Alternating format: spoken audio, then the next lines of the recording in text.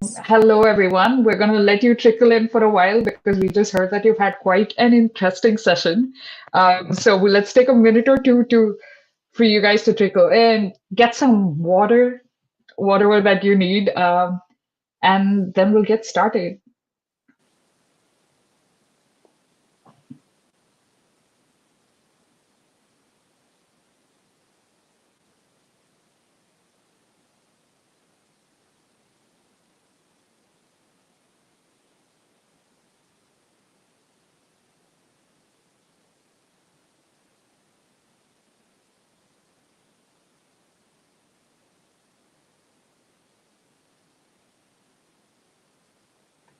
I said a minute or two. I lied. I probably meant a minute because we do have people who have joined on the live as well. We don't want to keep people beyond time. So I'm going to start us off and we'll keep welcoming people as they come in. Hello, everyone. Welcome to our last event of the day. You've seen me around quite a bit today, but in case you don't know me, I'm Akshaya Mohan, master's student studying law and diplomacy, MUN aficionado, and your moderator for this, our last panel of the day.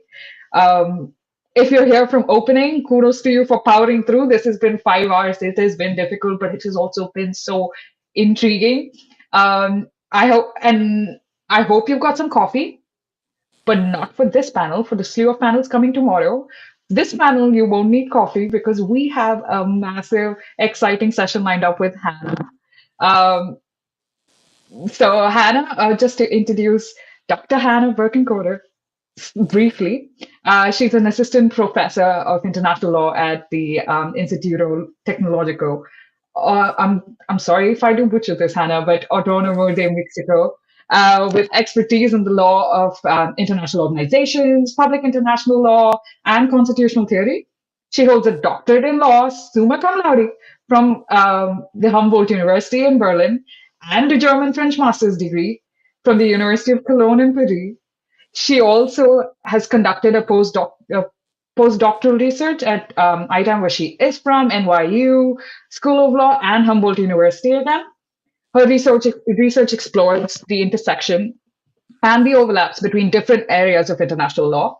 So that's between international, regional, domestic legal orders.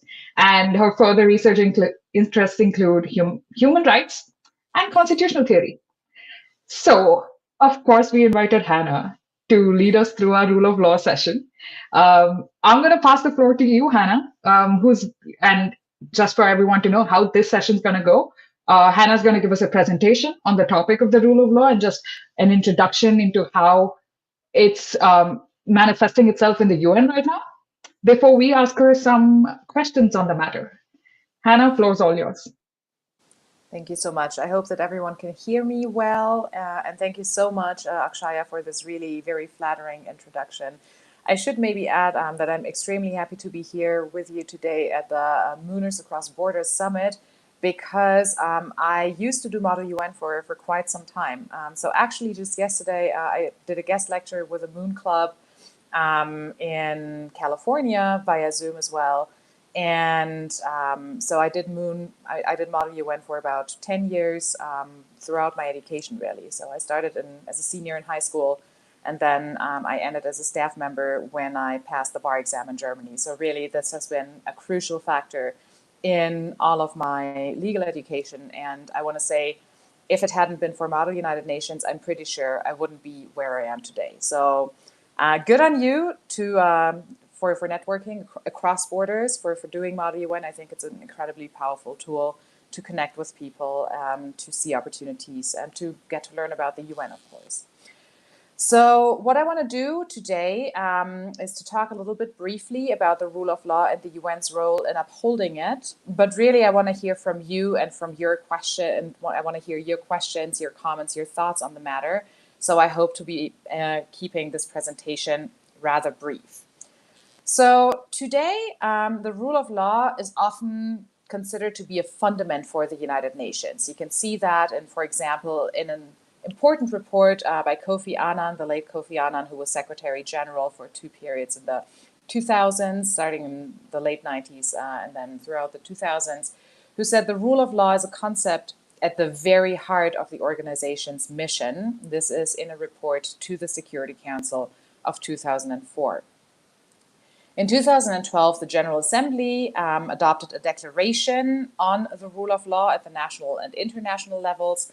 And in the preamble of that declaration, it says, we, the member states of the United Nations, reaffirm our commitment to the rule of law and its fundamental importance for the further development of the three main pillars upon which the United Nations is built: international peace and security, human rights, and development. So here, this is really a commitment to the rule of law as a fundament for all of the work that the United Nations is doing. And then you do have as well, in support of efforts to put people at the center of justice systems, I will promote a new vision of the rule of law. This is a quote from the current Secretary General, Antonio Guterres, in his report, Our Common Agenda of 2021. So the rule of law is really a central concept in a lot of the work that the United Nations is doing today. And it is an important part of the operational activities that the UN carries out in the field. Now, we'll be talking about that a little bit later. I also want to say I'm monitoring chat, so if you have any questions as I'm speaking, feel free to type them in the chat. Otherwise, we'll have our discussion once the presentation is over. Okay, so if you look at current documents of the UN, many of them will emphasize the rule of law as a fundament for the United Nations. But there is one important document where the rule of law is not to be found, which is the UN Charter. So if you look for the rule of law in the UN Charter, you won't find it. And that has you wonder, okay, so why is it that the rule of law became such an important concept? And the story starts really in the 1990s when the rule of law becomes an agenda item, first in the General Assembly, and then in the 2000s as well in the Security Council.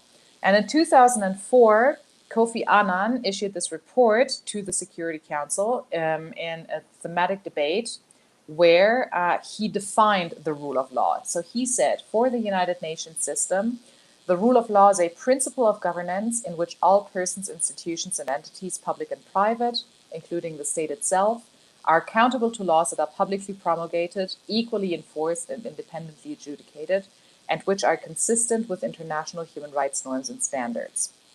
So this really is a definition of the rule of law. Annan didn't call it a definition at the time, knowing that not every member state in the Security Council would share a definition. He called it a common language for the United Nations system. So he was very careful in his wording of this. And then he also emphasized in his report some measures that the rule of law required, namely adherence to the principles of supremacy of the law, equality before the law, accountability to the law, fairness in the application of the law, separation of powers, participation in decision-making, legal certainty, avoidance of arbitrariness, and procedural and legal transparency. So now, this definition is a definition that you still find within the United Nations to this day. So there is a rule of law unit in the United Nations. It's part of the UN Secretariat. It is nestled in the Executive Office of the Secretary General. And if you go to their website, if you go to the rule of law website of the UN today, you go to what is the rule of law, this is the definition that you will find. So a report to the Security Council that has really marked the wording and the understanding of the rule of law within the UN system for almost 2 decades now. So that's quite something. So I know that there are many Secretary General reports to the General Assembly and to the Security Council. Not all are equally important, but this is one of the reports that really has left a mark on the UN system as a whole. Okay, so this is a definition of the rule of law that has some particularities that I would like to highlight. So it is pretty standard to say that the rule of law is a principle of governance that entails equality before the law, the fact that laws need to be publicly promulgated. But something that is peculiar or that is specific about this definition is the part where it says the rule of law pertains to laws that are consistent with international human rights norms and standards. So in rule of law theory, there's often a distinction that is made between formal and substantive definitions of the rule of law. So formal definitions of the rule of law only include criteria as to how the law is issued and applied. So formal equality before the law, public promulgation, separation of powers, those are all elements of a formal definition of the rule of law. But then the substantive understanding would be one that carries particular values.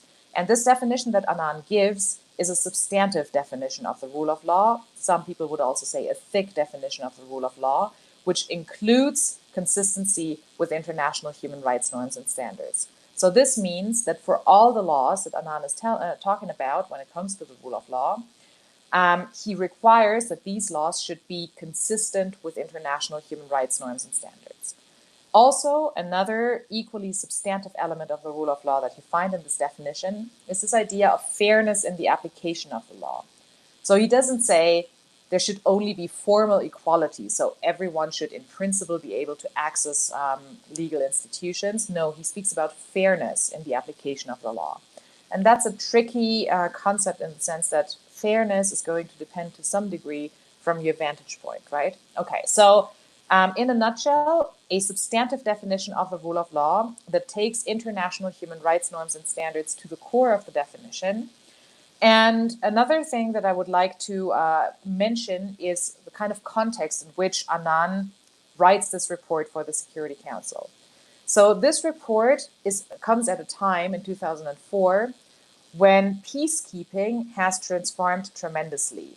So you will all know that throughout the 1990s, peacekeeping kind of explodes. There are many more missions than before, and also missions with incredibly more sophisticated and more complex mandates. So you have complex mandates in UN peacekeeping, and especially there are two peacekeeping operations where the UN really took over a lot of governance functions at the domestic level. And those are the two peacekeeping missions in Kosovo and East Timor. So these missions had mandates to uphold the rule of law in what Annan calls a rule of law vacuum. So in post-conflict situations where you have no functioning government, in the late 1990s, the United Nations were mandated to provide this kind of governance structure. That is something that is not so common anymore today. So today you won't find these very far-reaching mandates for peacekeeping missions. Today the mandates are more geared towards assistance, but that includes almost always rule of law assistance. So UN peacekeeping missions today are mandated to provide assistance in building rule of law institutions at the domestic level. And one important factor for this kind of assistance was Annan's report. So Annan really, with this report that builds on previous reports, most importantly perhaps the Brahimi report of 2002, I believe. So most importantly the Brahimi report. So Annan really summarizes existing peacekeeping action and puts this definition on top of it. But that's the context in which Annan issues this definition. And this is important because you can think about the rule of law in the United Nations system in different ways. And I want to say that there are really three dimensions of the rule of law within the UN member states. So the first and foremost that people have in mind when they hear about the rule of law is how does the rule of law apply amongst member states? So that is sometimes called the rule of law at the international level. So that means how can we uphold public international law in the relationship amongst member states? So that's one dimension. This is not the context in which Annan issued that report. So that report actually goes into the second dimension, because the second dimension is how does the rule of law apply within the state? So that's the rule of law at the national level. So that basically, the second dimension is a question, also entails the question of how can the United Nations assist member states in implementing the rule of law. This is what Annan was concerned with in 2004. And then lastly, and a very important question, I believe, especially today that we know a lot about sort of like things that haven't worked out well within the UN, is how does the rule of law apply to the United Nations itself? So if the United Nations is going to assist member states in building the rule of law, if it is going to promote the rule of law amongst member states and within member states, then we should also make sure that the United Nations itself adheres to the principles, to the very principles that it purports to promote. and that includes upholding the rule of law for its own institutions. So that is especially true as the UN promotes the rule of law within its member states and assists many member states in building the rule of law. And of course, when I say how does the rule of law apply to the United Nations itself, I'm thinking about some of the dark sides of UN action, especially in the realm of peacekeeping. I'm thinking about the cholera victims in Haiti. I'm thinking about the sexual abuse accusations and allegations where there has been no accountability in countries like Central African Republic, in the Democratic Republic of the Congo, in Mali. And so those are all situations where one needs to ask, okay, isn't the United Nations then also accountable to the same laws that it is trying to promote around the world? Okay, so these are three dimensions of the rule of law that we should keep in mind. And ever since the rule of law sort of like took off in the 1990s and the 2000s as a concept within the UN system, there has been a lot of activity. I won't be able to in depth talk about all of the different activities that are going on with regard to the rule of law in this presentation, but I'm happy to expand on any of these points. But if you look at the rule of law in the UN system today, you have sort of like different strands. So you have one strand that follows on the 2004 debate in the Security Council and this definition that I showed you. In the 2005 World Summit outcome, there is an explicit acknowledgement again of the rule of law, this time of the rule of law at the national and international levels. So ever since the 2005 World Summit outcome, there has been a debate in the General Assembly 6 Committee on the rule of law at the national and international levels. This is a debate that takes place every year. It is sort of like I want to say it's been stalled for the last couple of years, so there has been no real progress in this debate. So basically, member states say the same thing every year, that there is no agreement on a definition. But this annual debate did result in 2012 in the high-level meeting and declaration, the high-level declaration that I showed you on the second slide, which showed sort of like which committed to the rule of law as a fundament for all UN activity. The 2005 World Summit is also the seed of the rule of law unit within the UN Secretariat. So that was established subsequently to the World Summit outcome. And in 2012, there was a three-tiered operational structure that was implemented. So within the Secretariat, you have the rule of law unit. Then you have something that is called the rule of law coordination and resource group, that is comprised of almost all UN entities that have something to do with the rule of law. That is almost anyone.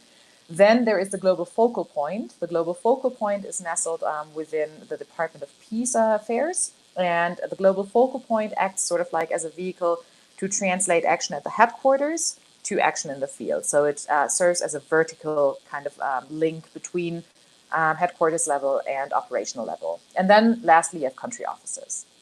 In addition to this activity in the General Assembly and this annual debate, there is an on and off debate in the Security Council, but that is not very regular because it depends on member states taking up the agenda item.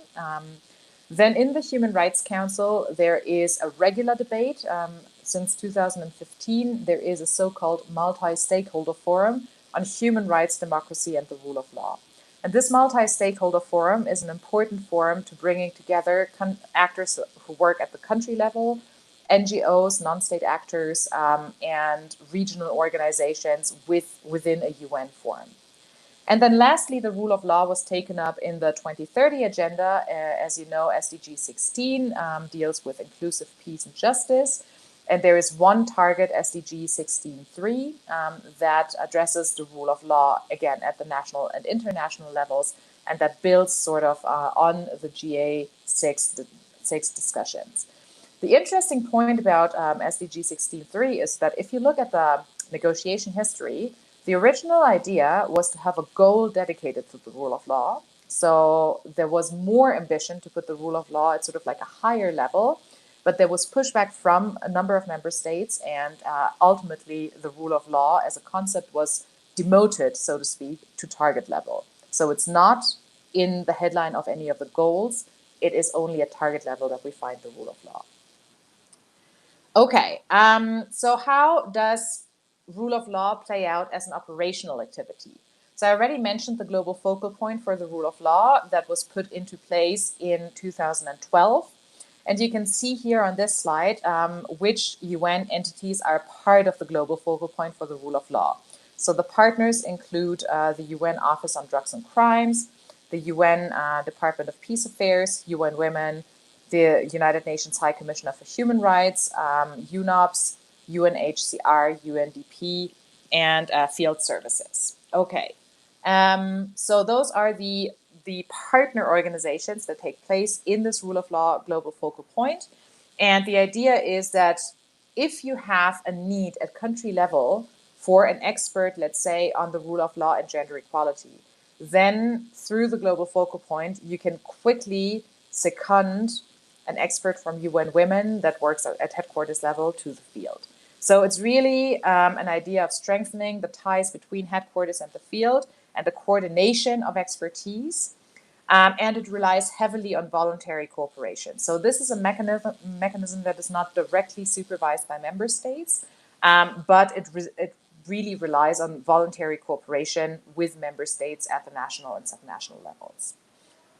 Okay, what is some of the criticism of the rule of law? So why has there been pushback of the rule of law at the United Nations?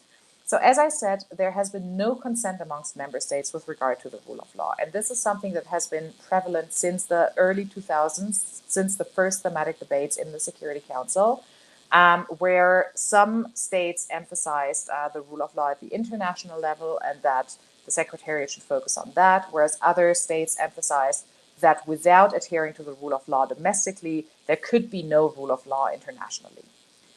There are, as a consequence of this lack of consent, no or very few operational activities on the rule of law at the international level. So really, you have a lot of assistance activities to countries, so to building the rule of law domestically, but there is not a lot of activity that the United Nations does to advocate for adherence to the rule of law internationally.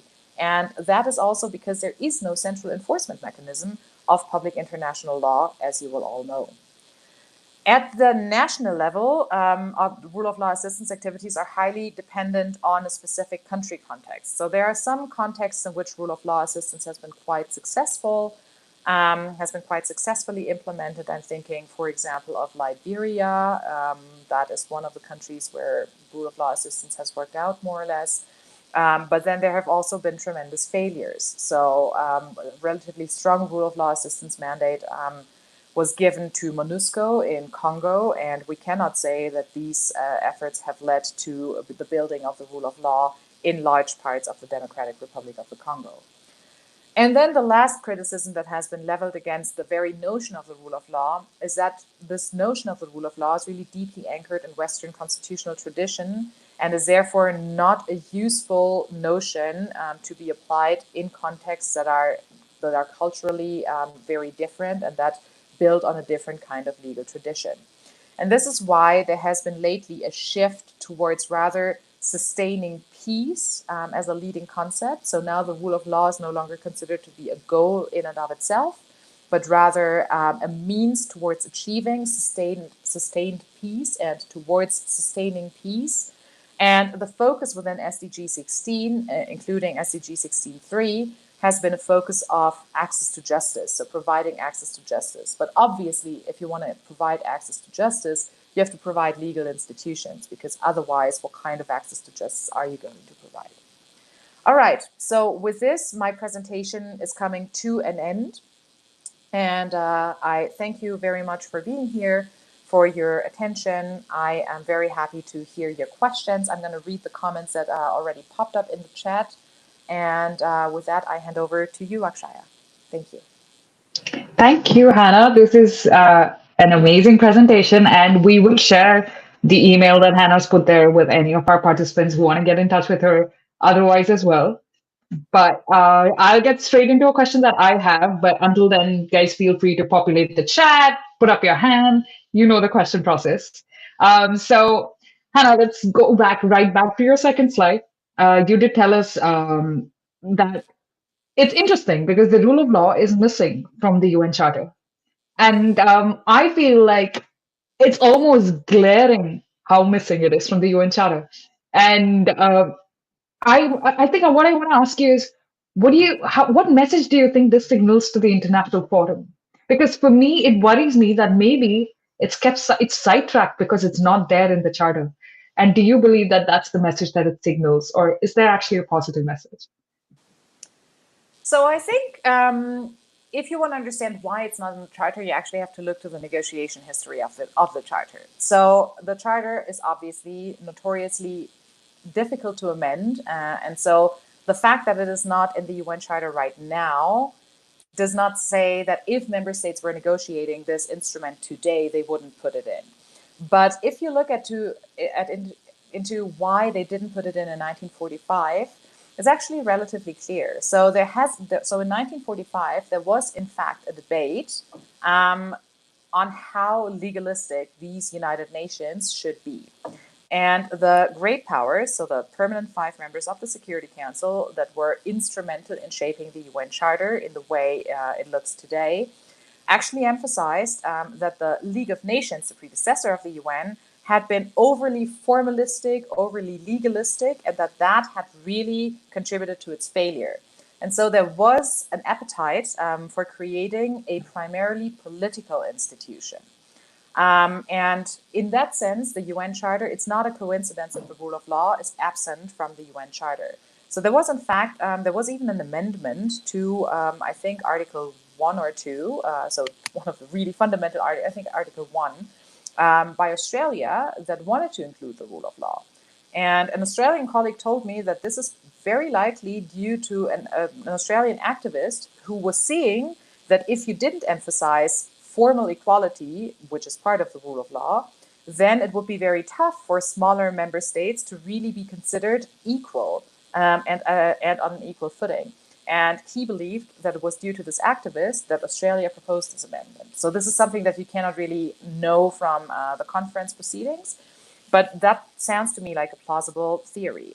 And so the absence of the rule of law is no coincidence. It is because the member states, especially the great powers, wanted the UN to be a political instrument and not one that relied primarily on law. And so this is why you find many references to justice. So in a sense, the substantive turn that Anand takes, that is one that is anchored in the UN Charter. So the UN Charter does not insist on formal equality as much as it does on politics and on justice. So I do think that that's kind of like the message that the charter sends. Yeah. And then it's a question of how you evaluate that message. But I do think that's the message that is sent. No, that's lovely. There's definitely that walking around eggshells of how legal can we make this to get a buy-in from the international community entirely. I think, Jennifer, if I'm not wrong, you have a question. Jennifer, would you like to ask it in yourself? If you like to ask it yourself, please put up your hand. I'll invite you on stage. Um, oh, lovely. Hi,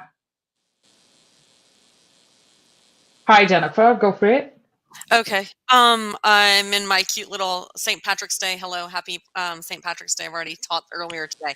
And subsequently, in regards to the other question, can the rule of law continue when there are human rights violations? Is there a move to a greater number of member states respecting basic human rights? And furthermore, is there an emphasis on following the ICG because of course, ICJ rather, because as noted, Ukraine, North Korea, et cetera, the list is endless, that there are questions as to whether or not the rule of law is actually being respected as the UN had designated it as such. There's one thing, Okay. Mm-hmm. culture and political sovereignty, perhaps, or Islamic law. There's another when human rights violations seem adamant no matter what the cultural bias might be or cultural tendencies. Okay, so I'm gonna maybe take up first. I'm gonna separate the questions a little bit, and So the first question about the ICJ and following ICJ judgments, I mean, so the way in which public international law is designed in such a way that it lacks a central enforcement authority, but that does not mean that it's not law. So one of the important distinctions in international relations is obviously whether or not you have a treaty or you have just quote unquote a declaration or a resolution, so like a non-binding recommendation. So there is something to be said that states take seriously the distinction between a formally legally binding document and a non-legally binding document. And if you have a legally binding document, you're supposed to follow it, even if that is not always the case. But then, arguably, that's not always the case domestically either. I mean, we violate domestic rules every day as well, and no one would say that they're not law because of that. Okay, so with that, the International Court of Justice is obviously a mechanism that if, as a country, you submit to it, you are bound by its judgments as a matter of law. Now, again, the enforcement problem is an obvious problem, but most ICJ judgments actually get followed. So if you're not thinking about the Nicaragua case, for example, where the United States just simply pulled out of the ICJ and said, okay, bye, we're not going to adhere to this anymore. But if you think more about, let's say, the many maritime border cases between Latin American countries, for example, most of these judgments are actually being followed. So it is not the case that the International Court of Justice is completely meaningless. It depends a little bit on the type of case that you're looking at. Now, specifically with regard to Ukraine, I think we can see an interesting phenomenon because Ukraine has been very adamant about using both political and legal means to put pressure on Russia. And so, in fact, Ukraine has two cases pending against Russia at the International Court of Justice right now. One is based on the Convention on the Elimination of All Forms of Racial Discrimination, which provides for ICJ jurisdiction, and that is related to the 2014 annexation of Crimea. So this is the first case. So on the basis of cert, the annexation of Crimea is currently a subject that is pending at the ICJ. The ICJ has already confirmed that it has jurisdiction, it will decide on the merits, and so that's an interesting case to follow. And the other case that is currently pending is legally very complex. It is on the basis of the Genocide Convention. And I think one of the most most compelling arguments that Ukraine is doing there is that Russia had argued that Ukraine was committing genocide in the border regions of Luhansk, Donetsk, Zaporizhia, and Kherson, although there was no indication that Ukraine was in fact doing so. So this is a bollocks kind of argumentation. But it shows you two things. And so basically, so what Ukraine's case is all about is Ukraine's case is saying, this allegation, this completely unfounded allegation of genocide that we are not committing, cannot serve as a justification for the use of force. So Russia is trying to make this argument that they were using the use of force on the basis of this alleged genocide that is not taking place in Ukraine. So the interesting thing here, so there are two interesting things here, I think. The one is that Ukraine is using the ICJ as one tool to put pressure on Russia. And not only the ICJ, it also uses the ICC. The ICC just today confirmed an arrest warrant. Well, I mean, so the arrest warrant is probably not going to materialize. But Ukraine is using both legal and political avenues to put pressure on Russia. And Russia also did not simply invade Ukraine by saying we are just an imperialist country and we believe that Ukraine belongs to us. They did try to make a very twisted and very weak, but they did try to make a legal argument. And so there is something to be said about international law and this distinction between legally binding and non-legally binding requirements, that it does impact state behavior, always for the better, not necessarily, but it does have an impact. It is a factor, and I think as a researcher, one of the things that I'm trying to do is to better understand what kind of impact it actually has. So whether it is just some lip service or whether it also really impacts the way in which states behave. Very difficult to find that out empirically, but that is one of the things that I'm interested in. Okay, so that's the ICJ. Can the rule of law continue when there are human rights violations? Well, if you adhere to Kofi Annan's definition, then no, because the laws that Annan has in mind are laws that are adhering to international human rights laws and standards.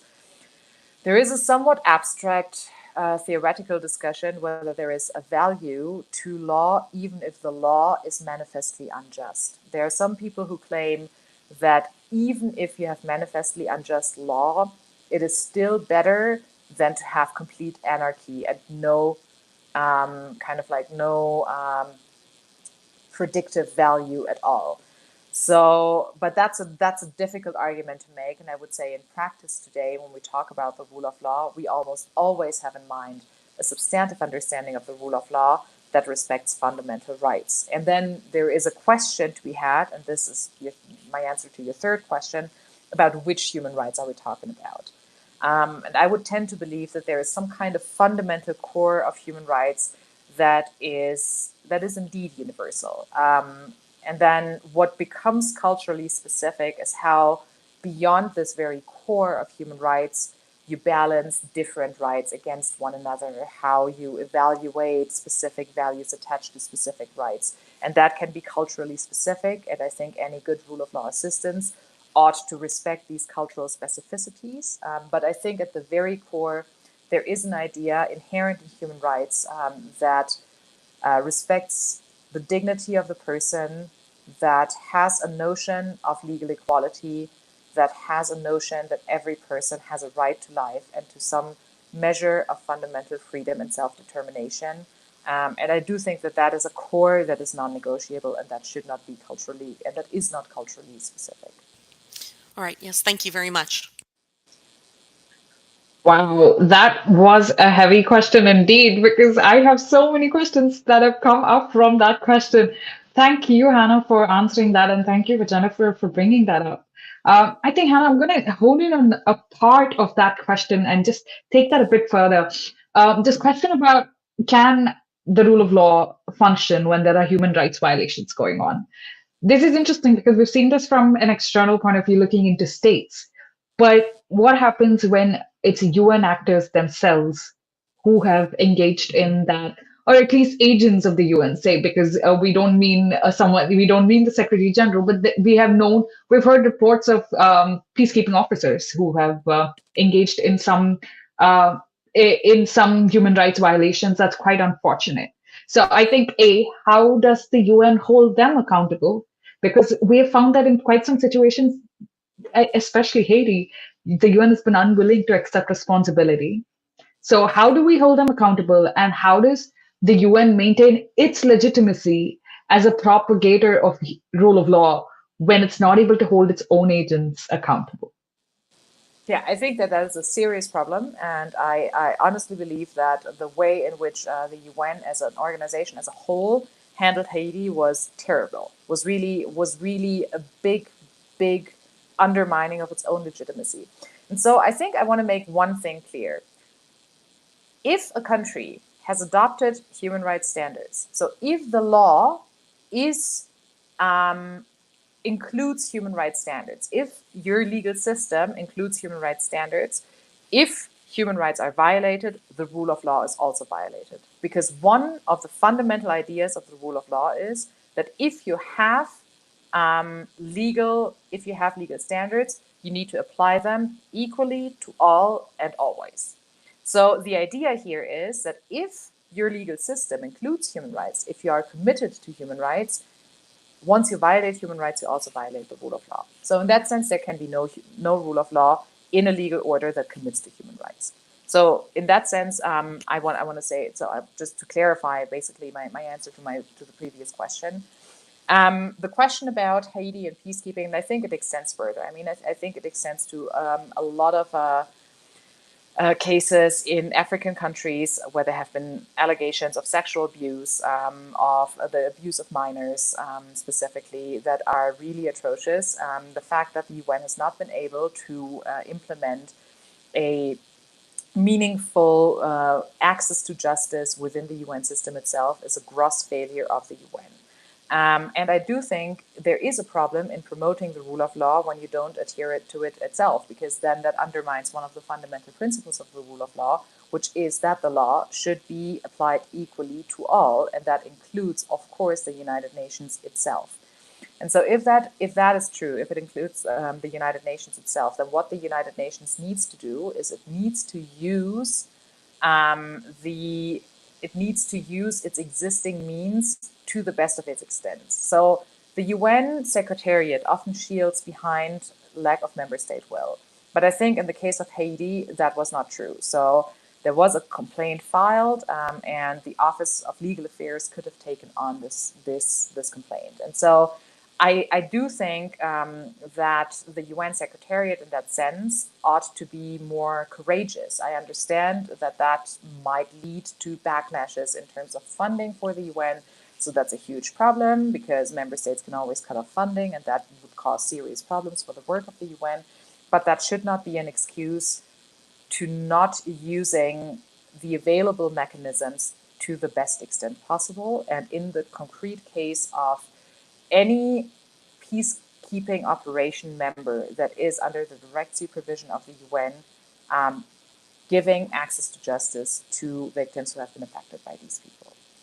I should mention that this is a little bit problematic for military officers in peacekeeping operations, because peacekeeping operations are organized in such a way that they are not under the immediate supervision, especially not under the disciplinary measures of the UN, but rather under the disciplinary measures of the troop contributing states.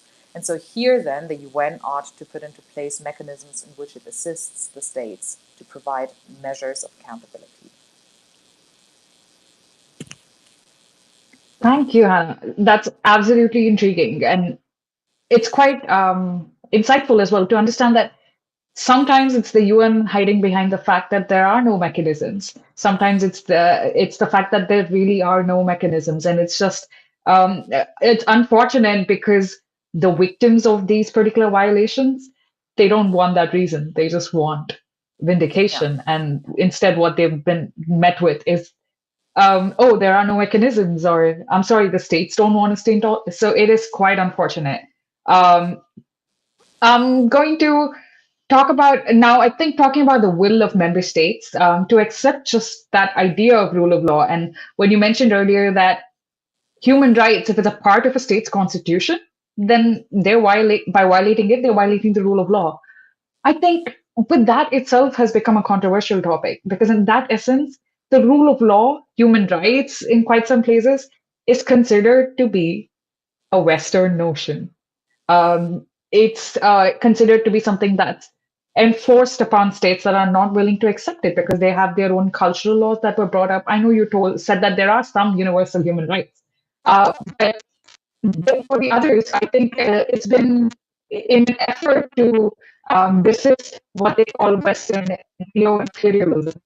They also seem to be resisting rule of law and human rights. So how do we decolonize the notion of rule of law?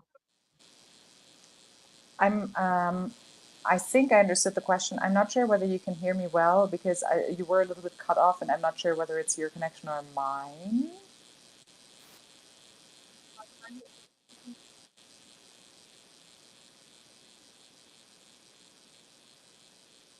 So I'll just repeat the question to make sure that I understood it correctly. So your question is really, how can we decolonize the rule of law?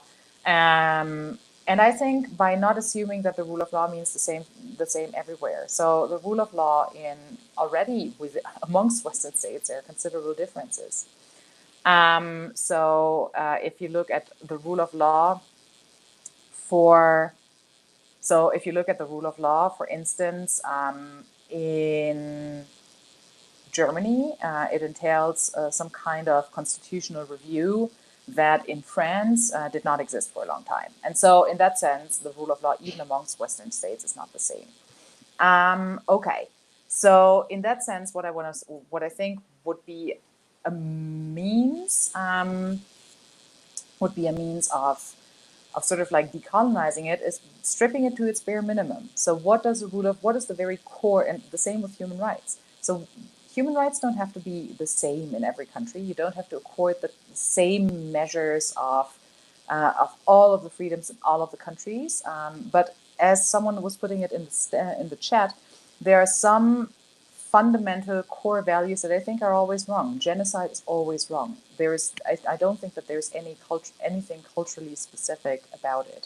And if you strip it down to its core, what the rule of law boils down to is that if you have committed to a set of legal rules, then all public entities need to apply these rules equally.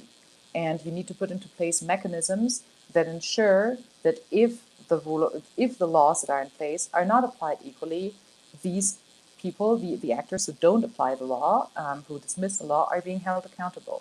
And so those are very minimal requirements, I believe, that are universal and that are not tied to a specific legal culture of some sort. I wanna take up maybe a quick question about the ICJ that I saw in the chat. I think there are two related questions. Whether more powerful states will be held responsible, whether there is some kind of power play as it relates to the rule of law now. So yes, there is a power Hannah, play. I'm sorry. I'm Sure. sorry. Do you mind if I just turn off the presentation so that we can see you Absolutely. more? Sure. Okay, please go on. Sure. So I do think that absolutely there is a power play going on. So the very fact that there has been a lot of pushback against the very notion of the rule of law is an expression of a power play in which especially China and Russia, but also, for example, Brazil, have pushed back against using the words rule of law. And I want to say I'm not a purist about it. I mean, if you don't want to use these words, if you want to use sustaining peace instead, or if you want to focus on access to justice, that's good. As long as you focus on these very core messages, which are, if you commit to a law, you need to apply it equally to all people. You need to put into place institutions that will uphold these laws. And these laws should probably include some core values that the international community is committed to. That includes some form of recognition of human dignity, some form of recognition of fundamental freedom, of a freedom of developing yourselves, of freedom of a right to self-determination, and the absence of harm, which includes, for example, genocide, but also war crimes, crimes against humanity, persecution. So there is, I think, a consensus that these kinds of harms are bad and should be outlawed. And so I don't care whether you call that the rule of law or whether you call that sustaining peace. But I think this very core is one that I would insist on is important for the United Nations if it wants to keep up being considered an authority. I love that notion. I think that should definitely go out like as a motto of this summit for starters. Hannah, I'm going to ask you about two more questions. If anyone else in the chat has any questions, please feel free to jump in. I think one of the main things I want to know, Hannah, is as a student of international law, one of the first things that you're taught is this is not like a constitution. This is not something that can be forced upon someone. It works only if there's buy-in. And the problem with the rule of law is it's easier to implement in a country because, to uphold in a country because there's a constitution, there's a literal law to rule by. How do we integrate this in an international system? We spoke about Russia and Ukraine a lot today. How do we uphold them to a international criminal law system when they're not signatories to those treaties? So how does rule of law transcend the challenges of a buy-in problem? I don't think you can transcend the challenge of the buy-in problem. I think the buy-in problem persists. And so Russia, so in the chat, someone said Russia said that would not recognize the ICJ. That's true.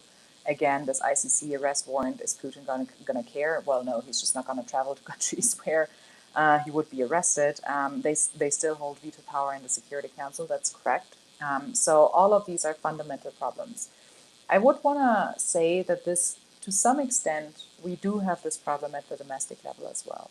There are some actors also at the domestic level so the law is more equal for some people domestically than for others. I'm thinking about white-collar crime, so there are disparities in almost all countries in how criminal law is applied.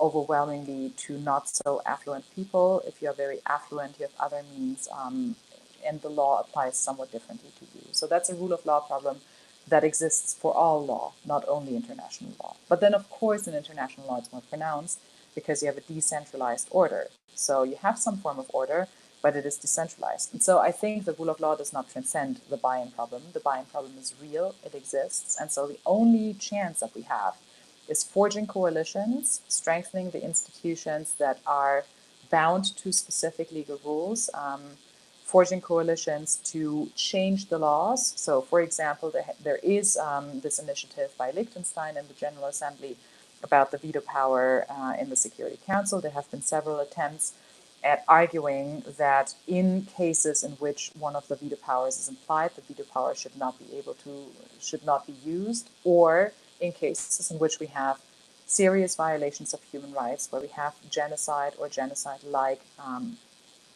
crimes, the veto power should not be exercised. And if not tomorrow, not the day after tomorrow, not even next year, but in 10 or 15 or 20 years, we achieve through the forging of coalitions a change in the law that the veto power might no longer be exercised in the Security Council, I would think we have achieved quite a bit. And emphasizing the fundamental ideas of the rule of law, again, whether you call it rule of law or not, I don't care. But emphasizing that if you have a law, one of the points is to stick to it, then I do think that we can make progress, even if at times it is excruciatingly slow and very frustratingly so. I love that idea. Definitely, I think, yeah, I think we're so stuck upon the name of the rule of law that just removing that and just sticking to the basics. Absolutely. And if that does lead to a Security Council reform in 10 to 15 years, I think that's quite optimistic, Hannah, but that's something that I will look forward to. And just to tie things back a bit, 2 months, from your experience, how do you think we can incorporate MUNs ideally are political discussions. They almost seem to mirror the UN and that. How do you think we can incorporate a rule of law into that discussions? How do we make that a part of the system? Okay, before I do that, I just want to answer quickly to a question in the chat whether there is a problem with buy-in, because there are some conventions, there are some treaties, some laws that have been accepted widely, and then the problem is not necessarily a buy-in problem, but rather an enforcement problem. And just to clarify, I don't think security reform is realistic ever. The only thing that I can think we can hope to achieve is perhaps veto powers, following a rule in which they don't exercise their veto power in specific situations. That, I think, would already be a tremendous success. So the buy-in problem, so I think buy-in is more than just ratifying a treaty. So obviously ratifying a treaty is important because then you can make an argument that because you ratified the treaty, you ought to apply it and you ought to follow its rules. But at the same time, it's not enough. I think buy-in is more than just the formal expression of acceptance. It really also means sincere action towards implementation. So that's how I understand the buy-in problem. And in that sense, yes, there is a buy-in problem even with widely ratified treaties such as the Convention on the Rights of the Child, CEDAW, or the Geneva Conventions. So buy-in the sense that enforcement relies on concerted actions of the international community as a whole, absent a central authority. And so, yes, so the buy-in extends to implementation. Okay, and now on to your question of MUNs. I mean, I do think we can take up the rule of law discussions that are taking place within the United Nations. I mean, so much of the debate within the United Nations, for example, in the Human Rights Council, is about how the rule of law and how rule of law institutions relate to democratic institutions and human rights institutions. It is an opportunity to discussing if you want to implement the rule of law. That means if you want to build institutions that can implement the laws of any given country, whatever the content of those laws, that's a highly interesting topic, I believe, for debate that would be suitable, for example, for a Human Rights Council debate or simulation. I do think you could emulate the thematic debates in the Security Council. So the Security Council has this on and off agenda item on the rule of law. And I think it is interesting to also acknowledge that discussions about something that seems technical at the UN are always political. And that is something that I think at Model UN you would be able to present very well. And then at the end of the day, the point of Model UN is that you discuss topics in committee that are also discussed at the real UN to familiarize delegates with it. So I think that would be one way forward. The other way forward, obviously, are events like the one that you're organizing today. The speakers' events, I think, I think it will be highly interesting to talk to people in the UN system, and I've done that for my research, to talk to some people in the UN system on what they do when they provide rule of law assistance. That's an interesting topic to understand a little bit better what the concrete activities are that they do at the country level, whom do they consult, and so on and so forth. And so this is, I think, perhaps what I think how it could be included in MUNs. I do think there's a question in the chat, where's the list of universal conventions? So basically, the main site for multilateral treaties is this one. And there you will find a list of all the multilateral treaties that are deposited with the Secretary General. There are a little bit over 500 multilateral treaties. They're neatly organized by topic, and if you click on them, then you will see a list of all the member states that have ratified, signed or ratified a specific treaty, including also potential reservations or declarations that they may have made with regards to these treaties. All right. And rounding it up right on time, Hannah, like a true professor. Thank you for keeping a vigil eye on the chat as well. I think that's something that you've taken over on my behalf, so that's amazing. Thank you. Everyone, I think we have to give Hannah a huge round of virtual applause for being here. Thank you, Hannah. Absolutely insightful topic, and I think it's even more difficult to fit this topic within a 50-minute chat. So thank you for doing that. Thank you for answering all our questions. And we look forward to having this discussion and taking this discussion forward more than just this summit. Yes, all the best of luck with that. And I'm happy to have been here, to have engaged with you. Thank you so much for your questions and the great discussion about this topic. Amazing. Thank you, everyone. We have a long day coming in tomorrow as well. Exciting day. So we'll see you all at 10 a.m. EST, 3 p.m. CET, whatever time zone you are in. We'll see you then. And we do have quite a long day tomorrow. So come in with refreshments, come in with coffee, and come in with lots of questions and excitement to meet the new speakers. See you tomorrow. Bye.